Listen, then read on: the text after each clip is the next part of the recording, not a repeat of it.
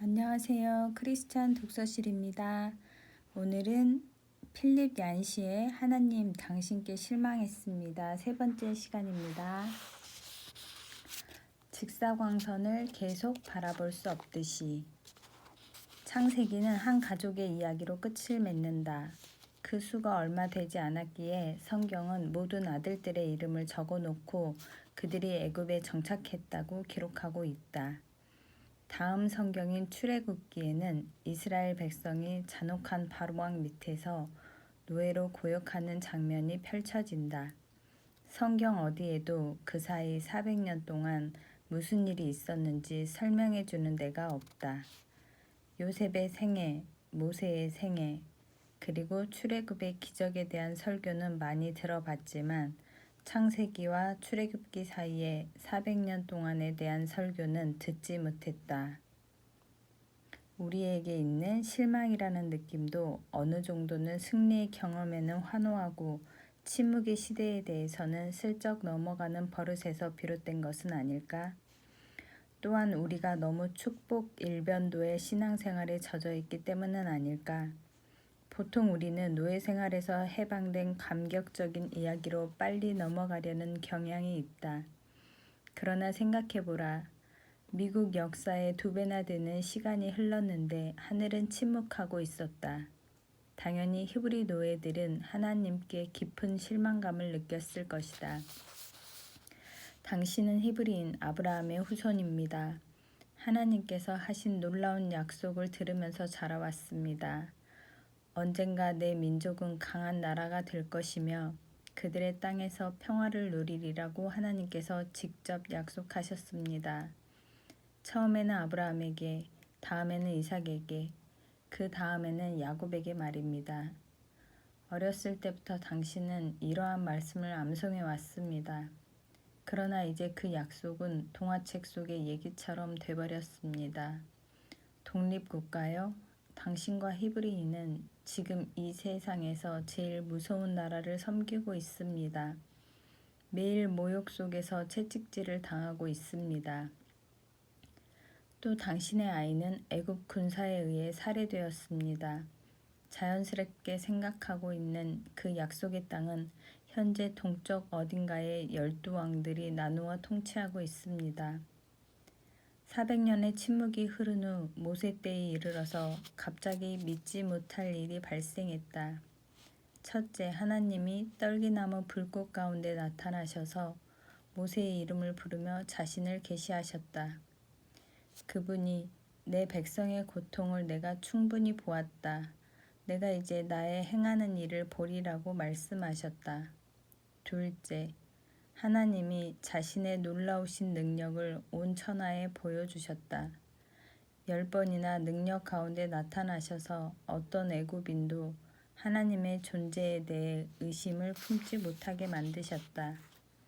수백만 마리의 개구리, 이, 파리, 우박과 메뚜기는 창조주 하나님이 살아계심을 경험적으로 증명해 주었다. 그 다음 40년은 광야 생활이었다. 하나님은 아버지가 젖먹는 아이를 품듯이 이스라엘 백성을 품으셨다. 그리고 먹이시고 옷 입히시며 매일매일 계획을 짜주시고 또 전쟁을 이끌어 주셨다. 하나님은 불공평하신가? 침묵하시는가? 숨어 계시는가? 이러한 질문들이 마침내 하나님이 일어나 모세를 세우기 전까지 히브리 민족을 괴롭혔을 것이다. 드디어 하나님은 악을 벌하셨고 선을 후대하셨다. 육성으로 말씀하셨고 눈에 보이도록 자기를 계시하셨다. 먼저는 모세에게 떨기나무 불꽃으로 나타나셨고 다음에는 이스라엘 백성들에게 구름 기둥과 불 기둥으로 나타나셨다.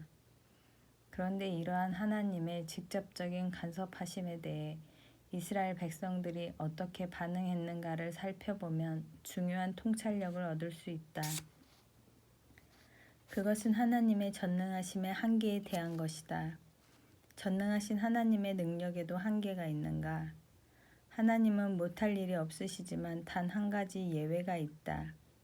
하나님의 권능도 사랑만은 마음대로 하지 못한다. 10가지 재앙으로 하나님은 바로 왕을 굴복시켰다.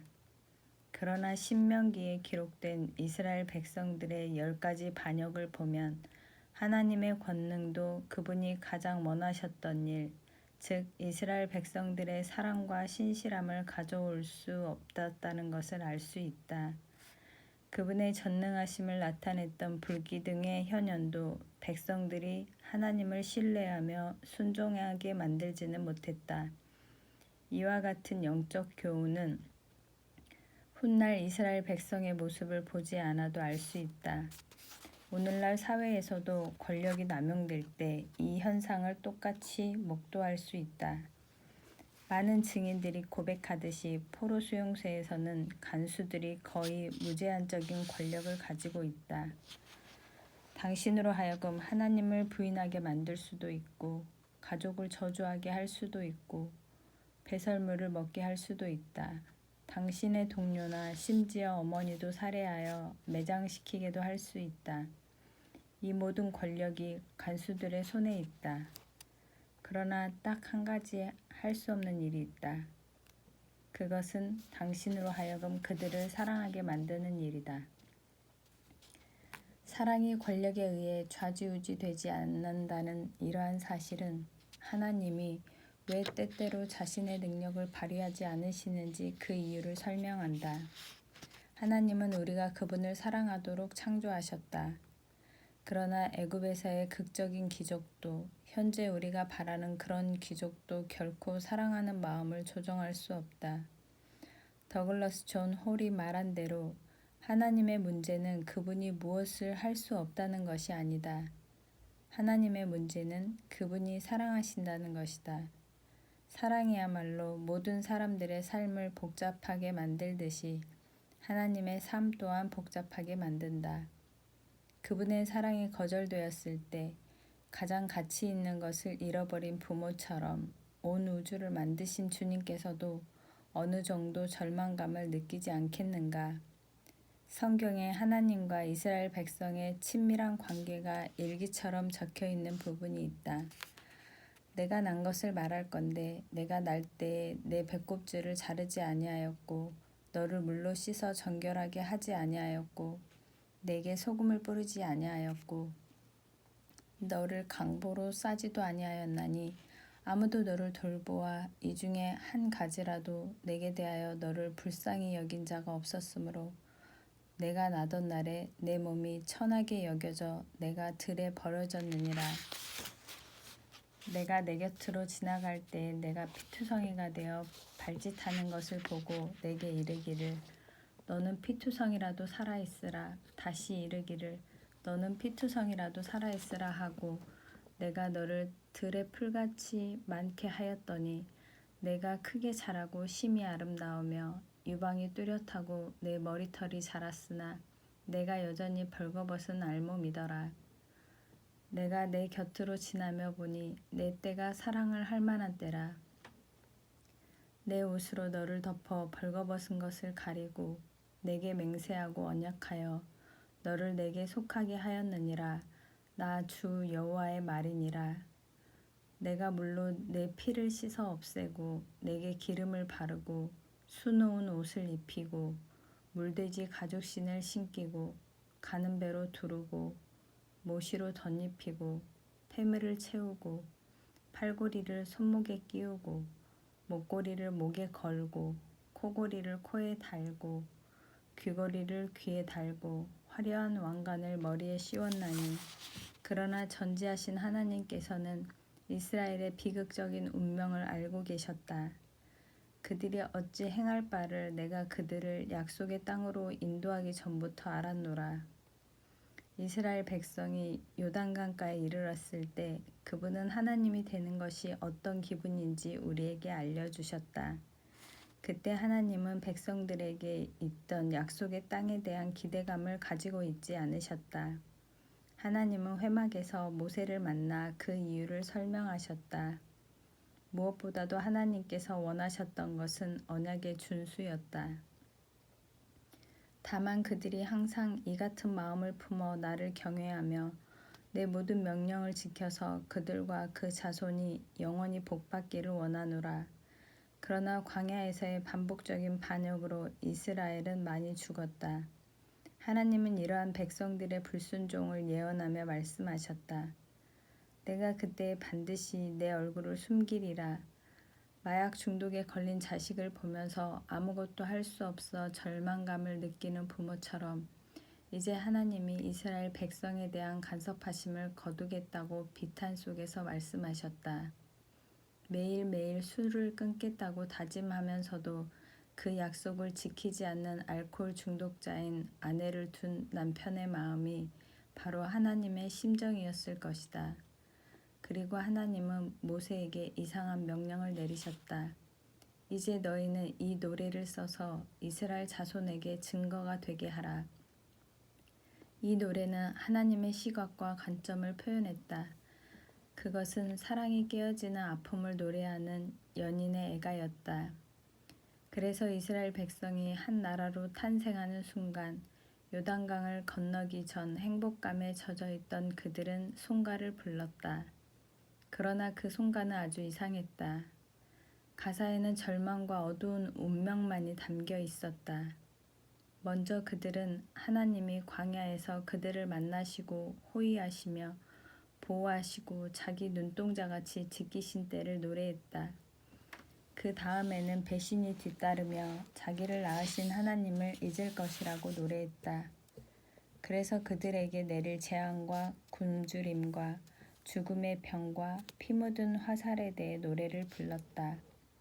이 끔찍한 노래가 울려 퍼지는 가운데 이스라엘 백성은 언약의 땅으로 행진했다.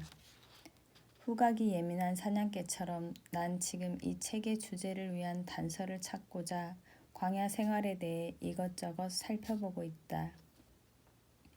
하나님의 임재하심을 분명히 보여주는 성막, 기적적인 아침 식사, 그러나 만족하지 못하는 이스라엘 백성, 하나님의 분명하신 약속과 40년의 어두운 광야 생활 사이에 하나님에 대한 실망, 이 풀리지 않는 문제가 자리 잡고 있는 것 같다.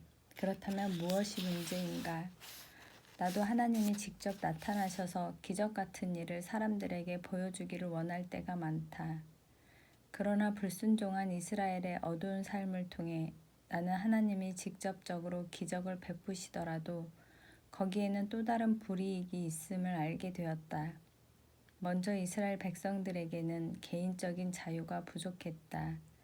거룩하신 하나님의 임재 앞에서 살다 보니 율법의 범위 밖으로 예를 들어 성관계나 여성의 경도 혹은 의복이나 식사에 대한 규례까지도 벗어날 수 없었다. 선민이 되는 데는 대가가 있었다. 하나님이 죄악된 백성 사이에 거하시는 일이 거의 불가능한 것처럼 이스라엘 백성도 거룩하신 하나님의 존전 앞에 사는 것이 거의 불가능했다. 사실 아주 사소한 일이 이스라엘 백성을 괴롭혔다. 그들이 계속 음식에 대해 불평한 것을 보라. 아주 예외적인 경우를 제외하고 그들은 40년 동안 같은 음식을 먹었다. 매일 아침 이슬같이 생긴 만나를 먹었다.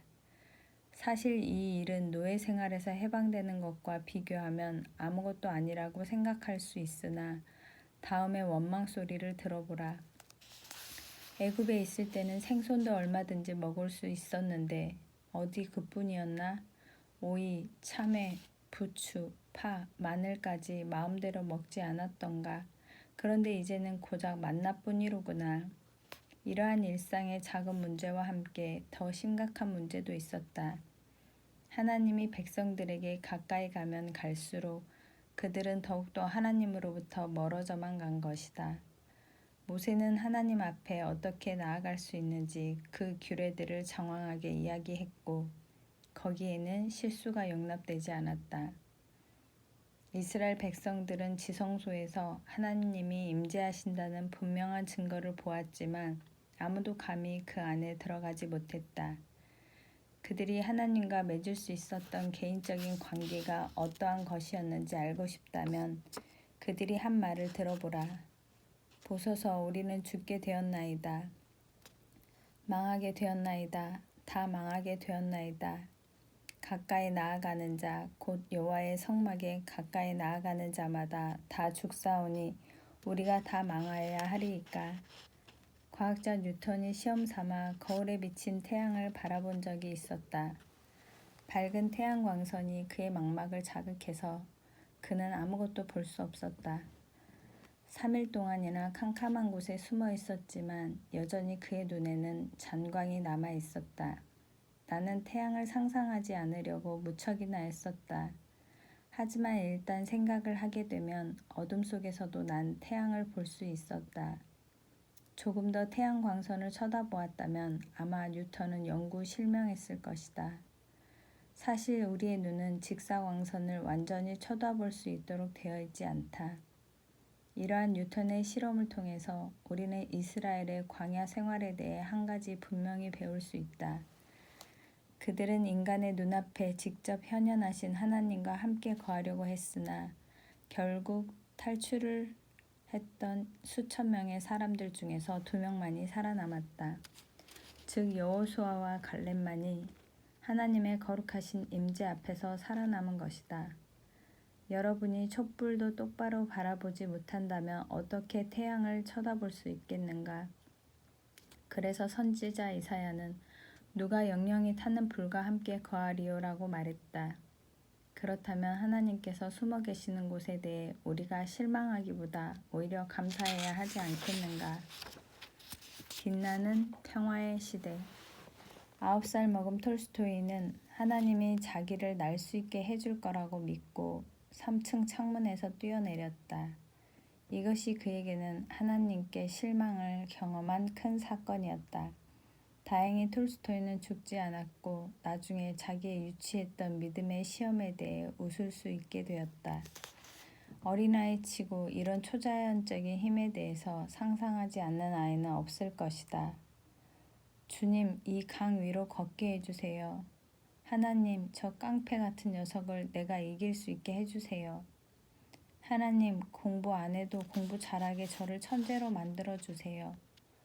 만일 하나님께서 이러한 기도를 하나라도 들어주신다면 또 알라딘의 요술램프에 나오는 지니처럼 우리에게 소원 한 가지를 들어주겠다고 하신다면 우리는 감사하는 마음으로 그분을 과연 기쁘게 해드리려고 할까? 내가 실망과 낙담의 어두운 골방에 갇혀 있다면 본능적으로 이러한 생각을 하게 된다. 하나님께서 만일 나를 여기서 꺼내주신다면, 만약 모든 일들이 잘 풀린다면, 내가 병이 낫는다면, 그러면 하나님을 잘 믿을 텐데, 만일 하나님이 공평하게 행하시고 우리에게 직접 말씀하시고 눈에 보이도록 나타나신다면 어떤 사람이 하나님을 따르지 않겠는가? 그렇게 되면 사람들이 충실한 개가 주인을 따르듯이 하나님을 잘 따를 것이다. 리처드도 그렇게 할 것이라고 생각했다.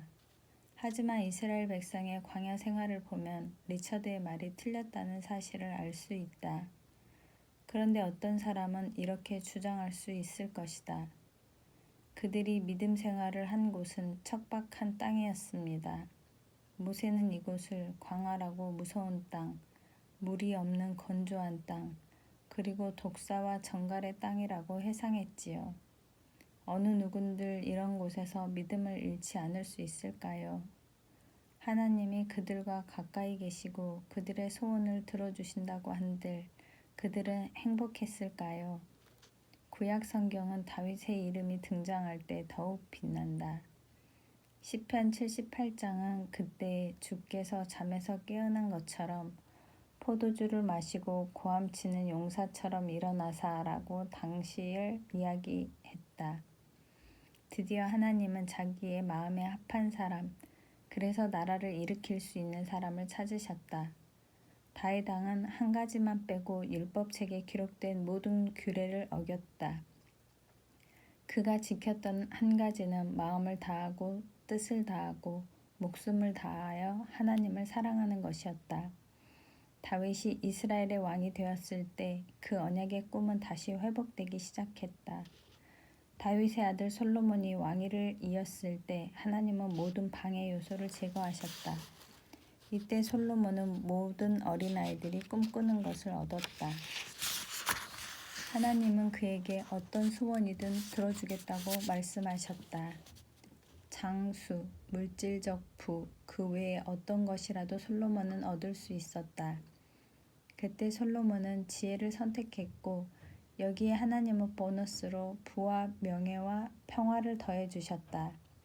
솔로몬은 분쟁이 끊이지 않았던 히브리 민족의 역사 속에서 찬란히 빛나는 평화의 시대, 역사의 황금기를 통치했다. 솔로몬의 영광. 솔로몬은 청소년 시절에 이스라엘의 왕위에 올라 당시 가장 부유한 사람이 되었다. 성경은 당시 예루살렘에는 은이 돌처럼 흔했다고 말씀하고 있다. 무역선들이 왕을 위해 진귀한 물건들을 구해왔다. 그 중에는 아프리카에서 가져온 원숭이도 있었으며 창고에는 상아와 금이 넘쳐났다. 솔로몬은 예술적 재능도 있어서 1005가지의 노래를 지었고 3000개의 지혜의 말씀을 기록했다. 다른 나라 왕들이 솔로몬의 지혜를 시험하고자 또 그가 세운 거대한 도시를 구경하고자 수백 킬로미터를 여행하면서까지 이스라엘을 방문했다. 그 중에 스바의 여왕은 솔로몬에게 다음과 같이 말했다. 왕께 말하되 내가 내 나라에서 당신의 행위와 당신의 지혜에 대하여 들은 소문이 진실하도다. 내가 그 말들을 믿지 아니하였더니 이제 와서 본즉 내게 말한 것은 절반도 못되니 당신은 내가 들은 소문보다 더하도다. 복되도다 당신의 사람들이여, 복되도다 당신의 이 신하들이여, 항상 당신 앞에 서서 당신의 지혜를 들음이로다. 당신의 하나님 여호와를 송축할지로다. 하나님이 당신을 기뻐하시고 그 자리에 올리사. 상당히 인상 깊은 말이다. 여왕은 돌아가는 길에 작별 인사로 솔로몬 왕에게 4톤 반이나 되는 순금을 선물했다. 그러면 이러한 이스라엘의 황금기를 보시는 하나님의 마음은 어떠하셨을까? 한마디로 안도와 기쁨이었다. 성경은 안도와 기쁨을 느끼시는 하나님에 대해 여러 말씀으로 증거하고 있다. 이스라엘의 고질적인 원망도 사라졌고 솔로몬의 치적으로 하나님은 백성들의 경배와 사랑을 받으셨다. 또한 솔로몬 왕은 넘치는 국가재산을 쏘아부어 성전을 완성했다. 20만 명의 일꾼들이 동원되어 지은 이 성전은 세계 기사 중에 하나가 되었다. 멀리서 보면 마치 눈 덮인 산봉우리와 같았다. 구약 성경의 역사는 솔로몬의 성전이 봉헌되던 날 그 정점에 이르렀다. 영화에서 어떤 사람이 난데없이 외계인과 만나는 장면을 생각해보라. 당시 예루살렘에서 그와 같은 일이 발생했다. 이것은 특수효과 같은 환상이 아니었다. 수천 명의 사람들이 이 대규모 집회에 참석했다. 주님의 영광이 그 성전을 가득 채웠을 때 제사장들조차도 물러서야 했다. 하나님은 솔로몬의 성전을 이 땅에서 그분의 역사의 중심지로 만들고 계셨고 회중은 봉헌식을 2주 더 늘려 축하했다. 솔로몬은 무릎을 꿇고 소리내어 이렇게 기도했다. 내가 참으로 주를 위하여 계실 성전을 건축하였사오니 주께서 영원히 거하실 처소로소이다. 곧이어 그는 이렇게 외쳤다. 하나님이 참으로 땅에 거하시리이까? 하늘과 하늘들의 하늘이라도 주를 용납하지 못하겠거든 하물며 내가 건축한 이 성전이오리까? 잠시 후 하나님이 말씀하셨다. 내 기도와 내가 내 앞에서 간구한 바를 내가 들었은즉 나는 내가 건축한 이 성전을 거룩하게 구별하여 내 눈길과 내 마음이 항상 거기에 있으리니. 드디어 하나님의 약속이 성취되었다. 하나님이 아브라함과 모세에게 하셨던 약속이 마침내 이루어졌다. 이스라엘 백성은 땅을 소유했고 나라의 경계는 분명했으며 하나님의 임재는 그들 가운데 나타나셨다. 그날 성전 봉헌식에 참석했던 사람들이라면 하나님을 의심할 수 없었다. 거기 참석했던 모든 사람들이 하나님께서 불과 구름 가운데 임하시는 것을 보았기 때문이다. 이 모든 일은 뱀과 전갈이 우글거리는 광야에서 일어난 것이 아니고 은과 금이 넘쳐나는 땅에서 이루어졌다. 모든 것이 완벽해 보였다. 그리고 솔로몬도 평생 하나님만을 잘 섬길 것 같이 보였다. 열왕기상 8장에 기록된 성전 봉헌식에서의 그의 기도는 참으로 큰 가마력이 있었다. 그러나 그는 통치 말년에 가서 이러한 모든 축복들을 탕진해 버리고 말았다. 사랑의 서정시를 썼던 이 시인은 호색에 빠져서 700명의 아내와 300명의 첩을 거느리게 되었고, 수많은 잠언을 기록했던 이 지혜의 사람은 결국 자신이 쓴 지혜의 말씀들을 비웃는 삶을 살게 되었다. 하나님의 성전을 건축했던 바로 이 경건한 사람이 외국에서 온 아내들을 즐겁게 하기 위해 거룩한 성전 안에 우상을 들여왔다.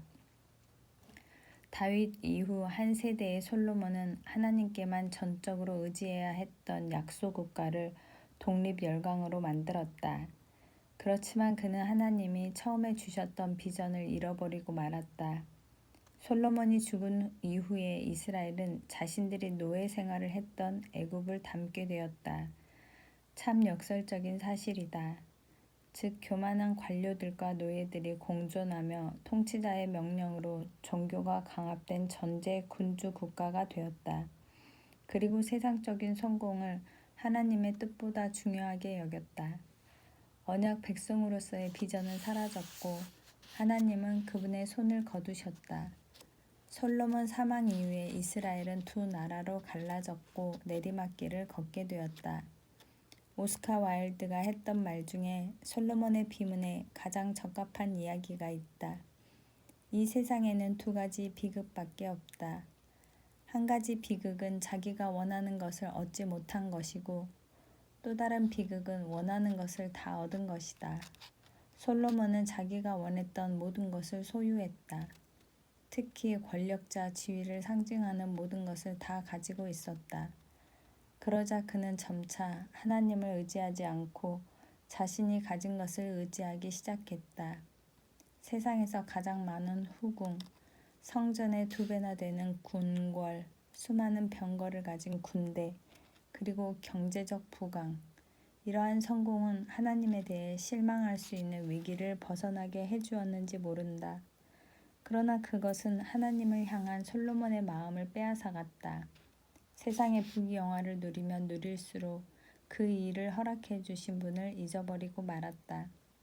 광야에서 하나님은 구름 기둥과 불 기둥으로 이스라엘 백성들 가운데 거하셨다.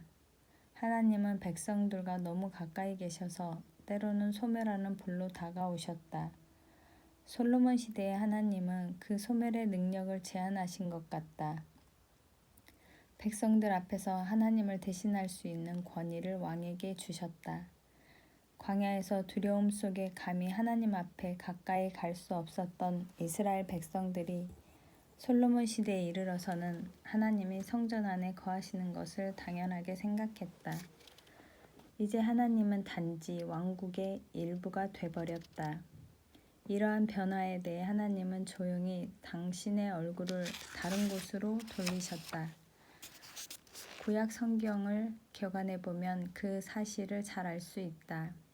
이스라엘의 처음 세운 왕 사울, 다윗, 솔로몬에 대해 구약 성경은 상세하게 기록하고 있지만 그 후의 왕에 대해서는 기록을 생략하고 있다. 대신 하나님은 선지자들에게로 얼굴을 돌리셨다. 불 속에 임하신 하나님. 많은 사람들이 신의 정벌이라고 하지만 그것은 정말 뜻하지 않은 우연이었다. 예수의 동정녀 마리아 탄생과 부활에 대해 너무 지나친 문자적 해석을 하지 않아야 한다고 주장했던 59세의 데이빗 젠킨스 수사가 2주일 전 많은 성도들의 데모가 진행되는 가운데 영국 더럼 주 요크 대성당의 주교로 공식 취임했다. 그 후 사흘이 채 안 된 이른 아침에 13세기에 건축된 대성당 남쪽 날개 지붕에 벼락이 떨어졌다. 새벽 2시 30분까지 중세시대의 걸작이며 북유럽에서 가장 큰 고딕사원이 불길에 휩싸였다. 젠킨스 수사를 비난하는 사람들은 이 사건이 그의 주장에 대한 하나님의 보응이라고 즉각적으로 말하고 나섰다. 젠킨스 수사의 공식 주교 임명을 반대하다가 그 성당에서 쫓겨난 한 대목은 이 불은 하나님의 섭리에 의해 일어난 것이라고 주장했다. 다른 사람들은 바알 선지자들을 앞에 두고 하늘에서 불을 내리게 한 선지자 엘리야의 말을 인용하기도 했다. 이 문제는 사건이 외적인 경우로 취급되는 것이다.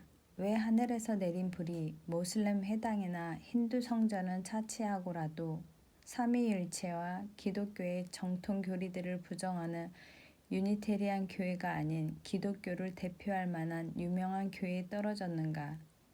러셀같이 하나님을 비방했던 사람도 벌을 받지 않고 잘 살았는데 왜 데이빗 젠킨스 수사가 벌을 받아야 하는가? 만일 하나님이 정통 교리를 반대하는 모든 사람들에게 번개를 떨어뜨렸다면 아마 이 세상은 크리스마스 트리에 켜놓은 불처럼 시종 반짝거렸을 것이다. 사실 하늘에서 불이 한 번 떨어진 적이 있었다. 약 30세기 전이었지만 말이다. 그 후에는 갈멜살 사건이 있었다. 엘리야는 험한 산을 넘어 850명의 거짓 선지자들과 전쟁을 치르기 위해 떠났다. 거친 야인처럼 우여곡절을 많이 겪었던 선지자 엘리야. 그가 3년의 가뭄을 겪은 그 땅에서 그토록 귀한 물을 12통이나 번제단과 나무 위에 붓게 했다. 사람들이 그가 장난치고 있다고 생각하는 순간 놀라운 일이 발생했다. 하늘에서 별똥별처럼 불이 떨어졌다. 그 불이 얼마나 뜨거웠던지 돌과 흙을 태웠고 도랑의 물까지 핥아버렸다. 백성들은 이를 보고 무서워 땅에 엎드리어 그는 하나님이시로다. 여호와 그는 하나님이시다 라고 소리를 질렀다. 백성들이 지켜보는 가운데 극적인 방법으로 하나님은 우상 숭배자들을 참패시켰다. 이것이 믿음의 승리를 보여주는 대표적 사건이 된 것은 놀랄만한 일이 아니다. 유대인들이 예수님을 엘리야라고 얘기했던 것도 어쩌면 당연한 일이다. 그래서 오늘날 어떤 사람들은 번개가 그 성당에 떨어졌을 때 갈멜산을 생각했다. 그러나 콜로라도에서 성경을 읽으면서 나는 엘리야의 삶을 이전과는 다른 관점에서 이해하게 되었다. 많은 기적을 베풀었던 엘리야와 엘리사는 구약시대의 전형적인 선지자가 아니라 예외적인 인물이었다. 그 뒤를 이었던 선지자들 중에 두 사람처럼 기적을 베풀었던 선지자들은 거의 없었다. 그래서 모든 선지자들에게서 이러한 기적을 바란다면 잘못된 기대를 하는 것이다. 엘리야 시대의 기적과 이사는 역사 속의 한 점과 같은 것이며 이스라엘 민족에게 장기적인 영향을 주지 못했다. 또다시 그런 극적인 하나님의 역사는 없었으며 하나님을 향한 백성들의 신앙도 시간이 지나면서 차츰 식어져 버렸다. 이 역사적 기적을 목도한 아합은 이스라엘의 사악한 왕으로 기록되었다. 또한 이 갈멜산의 기적이 엘리야 자신에게도 지속적인 영향을 주지 못했다. 목숨이 위태로워지자 복수심에 불타는 아합 왕의 배우자 이세벨에게서 40일 길을 도망했다. 이때 하나님이 엘리야를 만나셨는데 불이 떨어지거나 센 바람이 몰아치거나 지진이 일어나는 분위기가 아닌 속삭이는 작은 목소리로 다가오셨다. 이 일은 이후로 큰 변화가 올 것에 대한 예고편이었다. 선지자들의 부르짖음. 엘리야의 길을 따르는 일은 쉽지 않았을 것이다.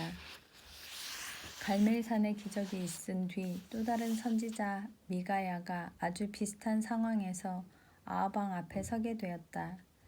엘리야처럼 그는 400명의 거짓 선지자들을 대항하여 하나님의 경고의 메시지를 전달했다.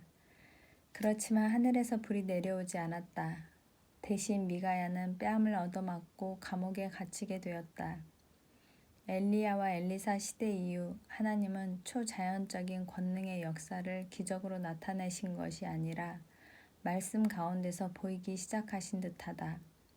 대부분의 선지자 이사야, 호세야, 하박국, 예레미야, 에스겔 등은 백성들 앞에서 어떤 놀랄만한 기적을 베풀지 않았다. 대신 그들에게는 말씀의 능력이 있었다. 하나님이 점점 더 멀리 사라져가는 듯할 때 이 선지자들은 질문하기 시작했다.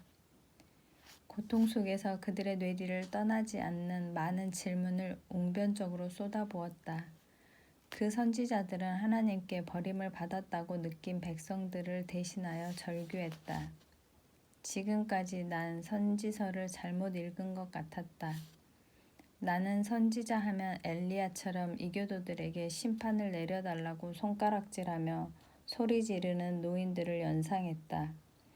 그러나 놀랍게도 내가 발견한 것은 그 옛날의 선지서들이 성경의 어느 부분보다 가장 현대적인 문제를 다루고 있다는 사실이다.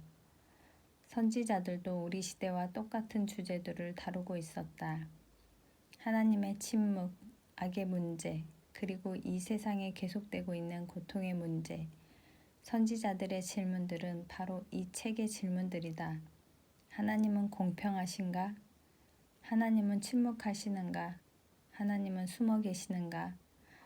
역사 속에 살았던 그 어떤 인물보다 더 열정적으로 이스라엘의 선지자들은 하나님에 대한 실망의 감정을 토로했다.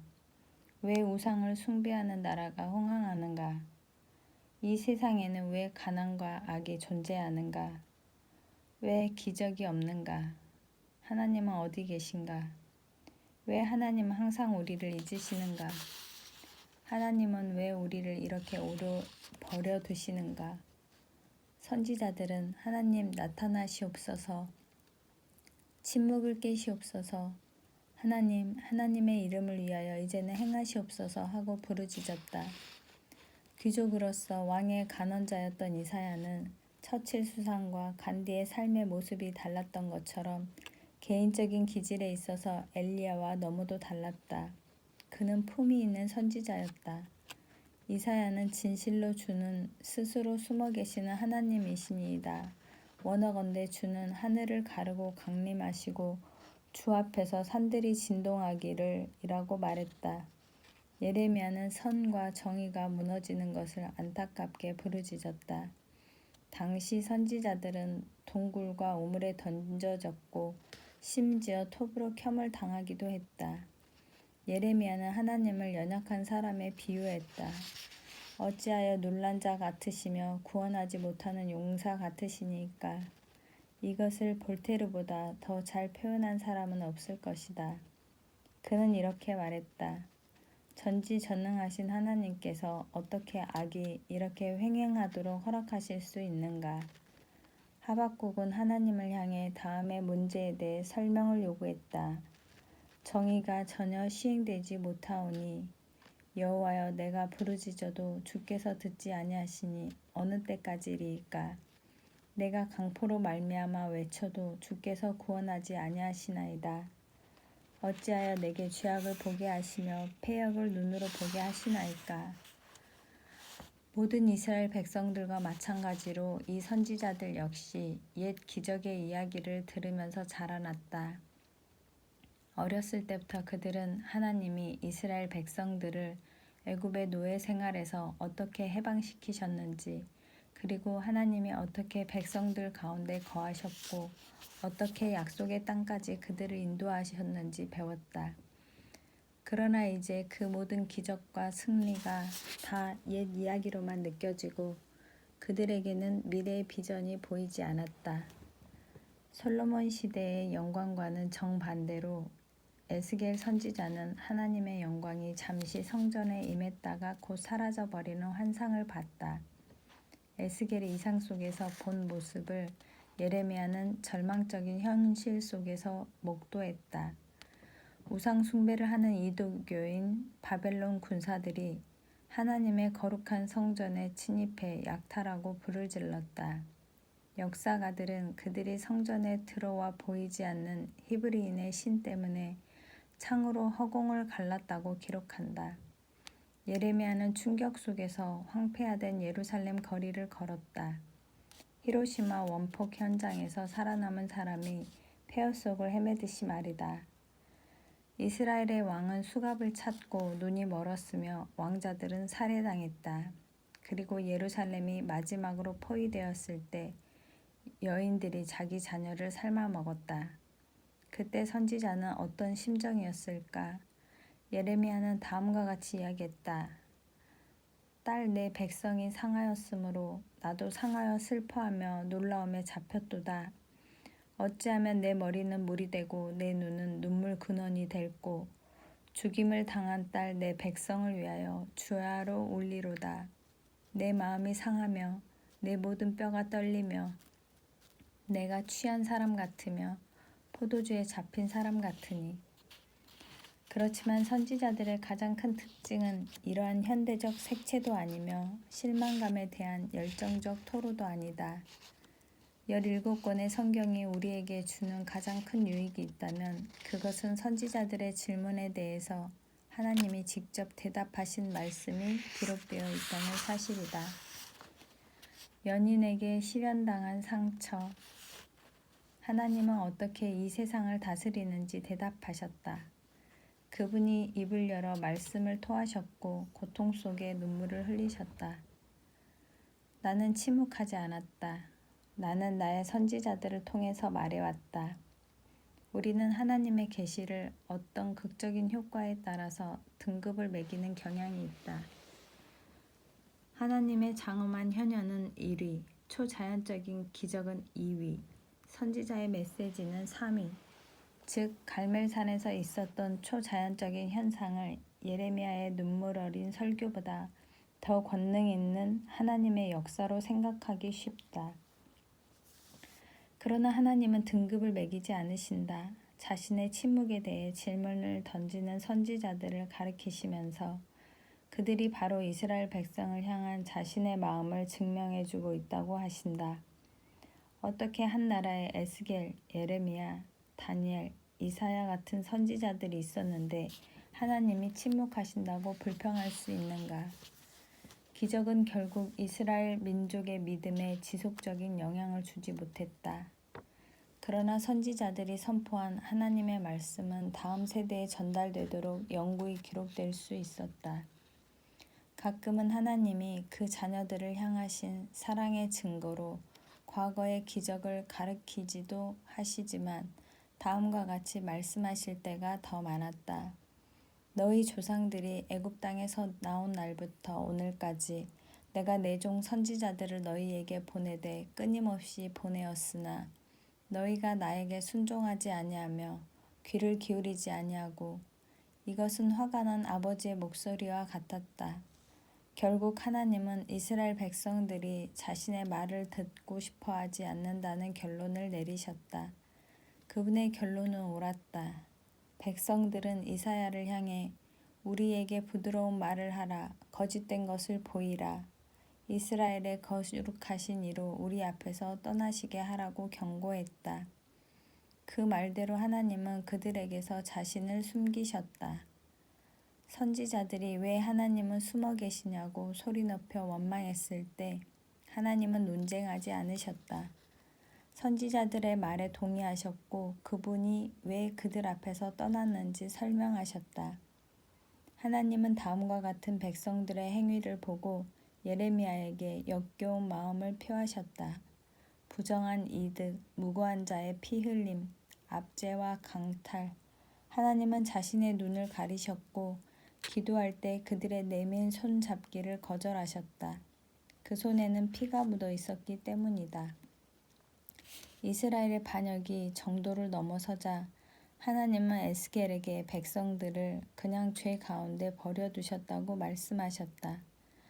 하나님께서는 그들 앞을 떠나 자기 소견에 옳은 대로 살게 놔두시고 그에 상응하는 결과에 그들을 버려두셨다. 하나님은 내가 불러도 그들이 듣지 아니하였은즉 그들이 불러도 내가 듣지 아니하고라고 말씀하셨다. 주께서 더디 행하시는 것은 그분의 긍휼로 인함이었다. 하나님이 속히 벌하지 않으시사 이스라엘 백성들은 그분이 능력을 잃어버렸다고 생각했다. 여호와께서는 계시지 아니하니 재앙이 우리에게 임하지 않을 것이요 우리가 칼과 기근을 보지 아니할 것이며 틀린 것은 그들이었다. 하나님의 더디 행하심은 그분의 긍휼로 말미암은 이스라엘에게 주시는 유예 기간이었다. 그러나 이제는 별다른 방법이 없는 부모처럼 마지못해 하나님은 그들에게 벌을 내리셨다. 이스라엘이 받았던 징벌은 이방 민족의 침입이었다. 그러나 선지서 말씀은 세상이 끝나는 날에 주의 날이 임할 것이라고 한다. 가장 두려운 묵시적 이상이 새 하늘과 새 땅에 대한 말씀 사이에 들어가 있다. 본 회퍼는 마지막 말씀을 듣기 전에 바로 그 앞에 있는 말씀을 들어야 한다고 했다. 마지막 날에 대한 선지서의 말씀을 연구하면 할수록 나는 인간의 역사와 삶 속에 직접 개입하시는 일에 대하여 소극적인 하나님께 만족하게 되었다. 하나님께 실망했을 때 나는 그분이 권능 가운데 역사하시기를 간구했다. 독재 정치, 불공평, 불의를 볼 때마다 하나님의 기적을 보여달라고 기도했다. 하나님이 살아계심을 보여달라고 기도했다. 그러나 하나님이 가리웠던 모든 장막을 거두시는 그날에 대한 선지서의 말씀을 읽으면서 나는 이렇게 기도하지 않을 수 없었다. 하나님, 나는 그때 없었으면 좋겠습니다. 하나님은 자신이 권능을 숨기고 계시다고 인정하신다. 하지만 그것은 바로 우리를 위함이시다. 오늘날 하나님이 직접 베푸시는 기적이 어디 있냐고 비웃는 사람들에게 선지서는 엄중한 경고의 메시지를 전하고 있다. 잠시 기다려라. 나의 심판은 엄하지만 나는 지금 너와 고통을 함께하고 있다. 하나님은 선지자들에게 자신의 아픈 심정을 표현하셨다. 다음에 한 가지 예를 살펴보면 이스라엘의 적군이었던 모압 민족의 멸망을 바라보시는 하나님이 어떤 마음이었는지 잘 알 수 있다. 내가 모압을 위하여 울며 온 모압을 위하여 부르짖으리니 그러므로 나의 마음이 모압을 위하여 피리같이 소리내며 이스라엘 백성들이 수치와 모욕을 당할 때마다 하나님 역시 수치와 모욕을 감수하셨다. 이스라엘 백성들은 바벨론 군사들이 성전의 대들보를 도끼로 찍어내리는 끔찍한 광경을 바라볼 수밖에 없었다. 그러나 그들이 침입한 곳은 거룩한 하나님의 집이었다. 하나님께 그 침입은 모욕적인 일이었다. 성전이 무너짐으로 하나님의 거하시는 초소가 무너졌다. 또 유대인들이 포로로 잡힘으로 하나님 자신이 포로로 잡혔다. 바벨론 군사들이 전리품을 나눌 때 그들은 이스라엘을 조롱한 것이 아니라 힘없는 그들의 하나님을 조롱했다.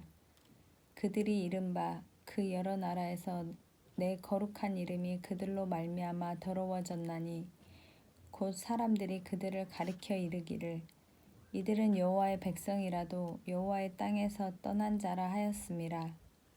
이스라엘이 환난을 당하자 하나님이 어떻게 하셨는지 이사야서에 잘 요약되어 있다. 그들의 모든 환난에 동참하사 하나님이 자신의 얼굴을 숨기신 것 같았지만 그 얼굴에는 눈물이 가득 고여 있었다. 그럼에도 불구하고 나는 언제든지 너희를 용서할 준비가 되어 있다. 하나님은 엄중한 심판을 말씀하시면서 도중에 갑자기 말을 바꾸어 이스라엘 백성에게 회개할 것을 촉구하셨다. 이스라엘의 가장 사악한 왕이었던 아합도 갈멜산에서의 기적 이후에 여러 차례 회개할 기회가 있었다. 하나님은 에스겔에게 다음과 같이 말씀하셨다. 나는 악인이 죽는 것을 기뻐하지 아니하고 이스라엘 족속아 돌이키고 돌이키라. 너희 악한 길에서 떠나라. 어찌 죽고자 하느냐 하셨다 하라. 또한 예레미야에서 의로운 한 사람만 있으면 예루살렘 성을 사하시겠다고 하셨다. 용서하시는 하나님의 마음은 요나서에 가장 잘 나타나 있다. 거기에는 예언의 말씀이 딱 한 군데밖에 나와 있지 않다. 40일이 지나면 니느웨가 무너지리라. 그런데 이 소식이 전해지자 요나가 그토록 싫어했던 니느웨인들이 회개하며 하나님께 돌아오기 시작했다. 이에 하나님은 심판의 계획을 취소하셨다.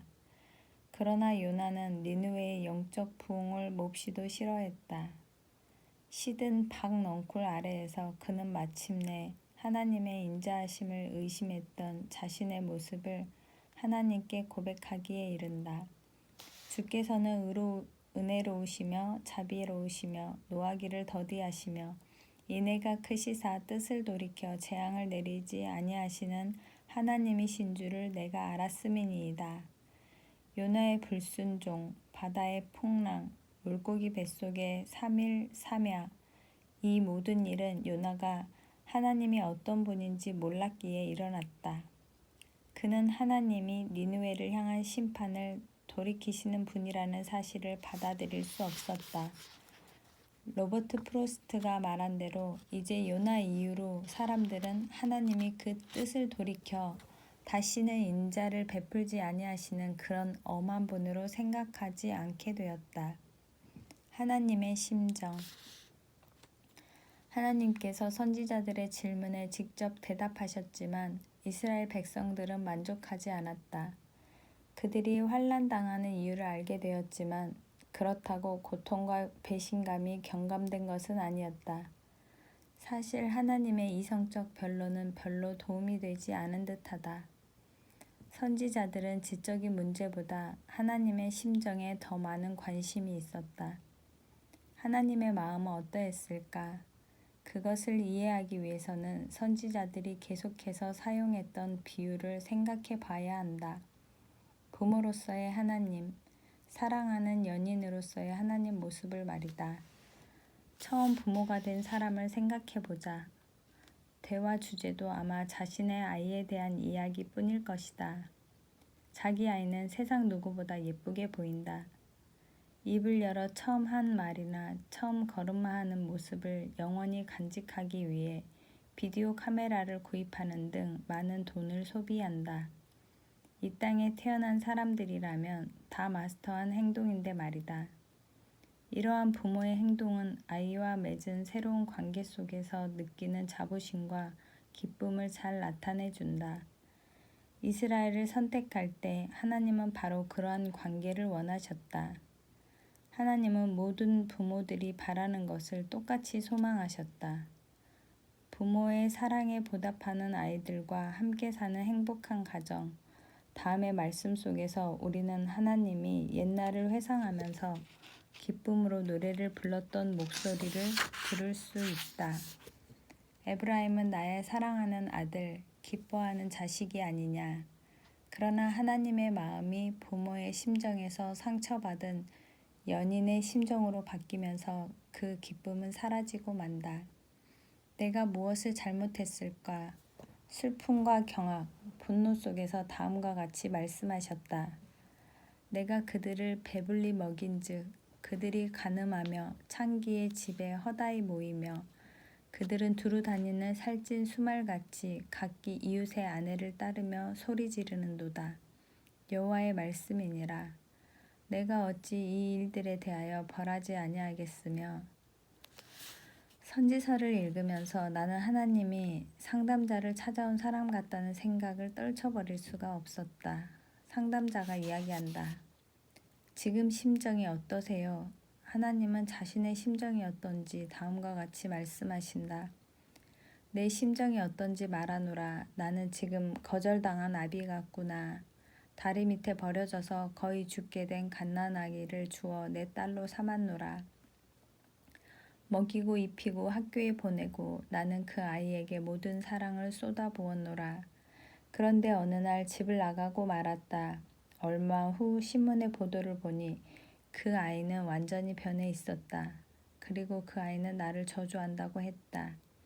내 심정이 어떤지 다시 말하노라. 나는 지금 실현당한 사람 같구나. 지치고 상한 여인을 데려와 다시 아름다움을 회복할 수 있도록 했다. 그 여인은 내게 아주 소중했으며 세상에서 가장 아름다운 사람이었다. 나는 그녀에게 사랑을 쏟아부었다. 그러나 나를 버리고 말았다. 그 여인은 나의 친구들과 나의 원수들을 따라 나갔다. 그리고 길거리를 배회하며 창녀보다 더한 사람이 되어 돈을 주며 자신의 정욕을 채우고 있다. 나는 버림받았고 배신당했다. 하나님은 자신의 상한 마음을 감추지 않으셨다. 그리고 충격적인 언어로 다음과 같이 표현하셨다. 너는 발전기에 들어선 재빠른 암낙타처럼 이리저리 급하게 뛰어다녔다. 온통 성욕에 쫓기어 헐떡거리고 어느 누구도 붙잡아 메어둘 수 없는 짐승과 같았다. 말로는 모자라서 하나님은 호세아 선지자를 선택하사 그의 삶이 직접 비유가 되게 하셨다. 하나님의 명령으로 호세아는 음란한 여인 고멜과 결혼했다. 그 후 이 선지자는 삼류 소설의 주인공 같은 삶을 살았다. 시간이 지나가도 다른 남자를 찾아 나서는 고멜의 죄는 끊어지지 않았다. 그러나 놀랍게도 하나님은 그때마다 호세아에게 그 아내를 받아들이고 용서하라고 말씀하셨다. 호세아의 불행한 결혼 생활을 통해 하나님은 자신의 아픈 마음을 나타내고 계셨다. 이스라엘을 처음 발견했을 때의 사랑은 마치 광야에서 포도를 발견한 것과 같았다고 말씀하셨다. 하지만 이스라엘이 계속해서 신의를 저버리자 하나님은 실현당한 연인이 상처와 수치를 감수해야 하셨다. 하나님은 자기 연민의 감정에까지 이른다. 나 여호와가 에브라임에게는 종기와 같이 되고 유다에게는 썩어 들어가는 상처처럼 될 것이다. 하나님이 마치 실현당한 사람 같다는 비유를 통해서 우리는 왜 자꾸 그분의 마음을 바꾸는 것처럼 보이는지 그 이유를 잘 알 수 있다. 하나님은 이스라엘을 멸할 준비를 하셨다. 그러나 눈물을 흘리시며 그분의 두 팔을 펼쳐 보이셨다. 그리고는 다시 엄한 심판을 선포하셨다. 이러한 심적 변화는 시련의 상처를 입은 사람들에게서만 볼 수 있는 비이성적 반응이다. 선지자들의 메시지는 이웃집에서 싸우는 두 연인의 소리같이 들린다. 내 친구 중에 한 사람은 2년 동안 옆집 부부가 다투는 소리를 들어야 했다. 11월 아내는 외도한 남편을 죽이려고 했다. 2월이 되자 아내는 남편을 용서했으니 집으로 돌아오라고 했다. 그러나 4월에는 아내가 이혼 소송을 했고 8월에는 그 소송을 중단했다. 그리고는 남편을 향해 다시 집으로 돌아오라고 말했다.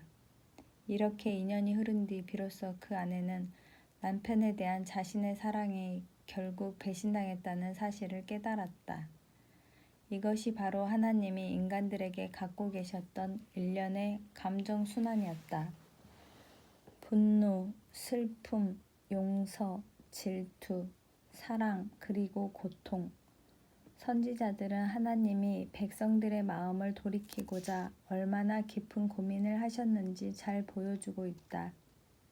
배신한 남편에게서 걸려온 전화인 것을 알고 수화기를 내려놓는 아내처럼 하나님께서는 더 이상 이스라엘의 기도 소리를 듣지 않겠노라고 선지자들에게 말씀하셨다.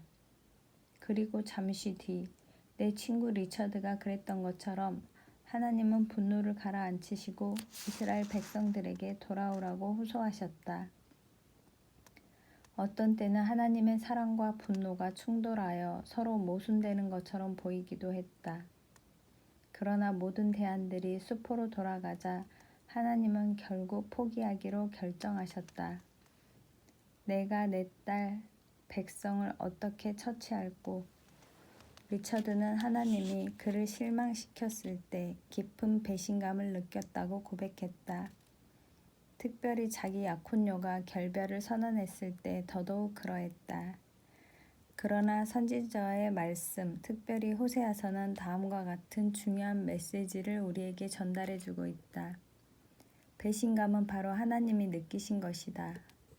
배신한 것은 하나님이 아니라 이스라엘이었다. 이스라엘의 선지자들은 하나님에 대한 깊은 실망감을 표시하면서 하나님은 무관심하시며 침묵하신다고 그분을 송사했다. 그러나 하나님께서 입을 열어 말씀하시기 시작했을 때 그분은 자신의 절박한 심정을 쏟아부으셨다. 사실 정말 실망한 쪽은 이스라엘이 아니라 하나님이셨다. 어떻게 처치할꼬? 하나님의 이 비통한 질문이야말로 전능하신 하나님이 인간에게 자유를 주심으로 발생한 모순을 선명하게 잘 나타내주고 있다. 공중에 나는 새도 시절을 알고 바닷물도 때를 따라 움직이며 하얀 눈은 항상 산봉우리를 덮고 있지만 인간은 다른 피조물과 너무도 다르다. 하나님은 인간을 로봇처럼 마음대로 조정할 수 없다. 하지만 그들을 그대로 방치할 수도 없다. 인간을 그분의 마음속에서 지울 수 없기 때문이다. 감사합니다.